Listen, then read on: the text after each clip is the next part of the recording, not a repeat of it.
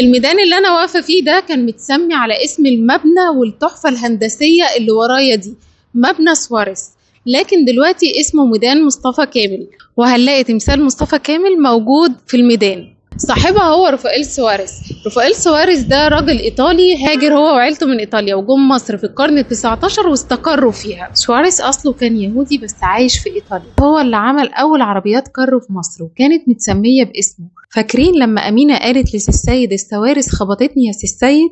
دي بقى السوارس اللي كانت تقصدها امينه. وهو اللي أسس البنك الأهلي المصري سنة 1898 بالاشتراك مع الرأس المالي البريطاني. ومش بس كده، ده عمل حاجات تانية كتير لدرجة إنه كان من الناس اللي أسهموا في رفع الاقتصاد المصري.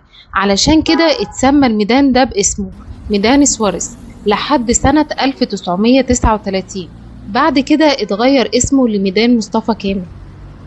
سواريز صمم المبنى ده وأشرف على بنائه، بس اللي بناه كبير مهندسين القصور الخديوية وأشهرهم المهندس المعماري الإيطالي أنطونيو لاشياك بيك. بناها سنة 1897، وزي ما انتم شايفين واخدة الطابع المعماري الإيطالي بفينيسيا.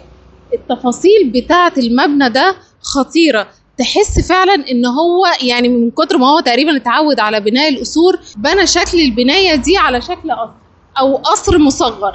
ومش المبنى ده بس اللي بناه أنطونيو لاشياك، لا ده بنى مباني تانية في وسط البلد. تعال اوريها لك. التحفة الهندسية دي كمان بناها أنطونيو لاشياك، اسمها اسكوراسيوني جينيرالي ترسيتا. طبعا اسمها صعب جدا، وعلى فكرة أنا قعدت فترة طويلة علشان أحفظ في الاسم ده، تعرفوا بقى تقولوه 10 مرات. بناها أنطونيو سنة 1910 واتسمت بالاسم ده لأنها هي في الأصل كانت ملك لشركة تأمين إيطالية اسمها جينيرالي. اتأسست سنة 1831 في مدينة تريستا بإيطاليا، ودي واحدة من أكبر شركات التأمين على مستوى العالم، وهي دلوقتي ملك للبنك المركزي المصري، عشان كده مشهورة بعمارة البنك المركزي المصري أو عمارة تريستا. دي كمان بناها أنطونيو لاشياك، بناها سنة 1920. أنا عايزاكم تبصوا على كل تفاصيل العمارة دي لأن أنا بحبها جدا على فكرة.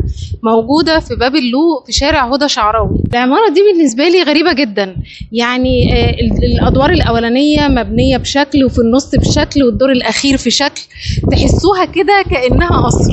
لو دخلنا بقى جوه العمارة هتشوفوا إن الباب بتاعها من أيام ما بناها أنطونيو لاشياك. حتى الأسانسير ده مش باب شقة، ده باب الأسانسير عادي.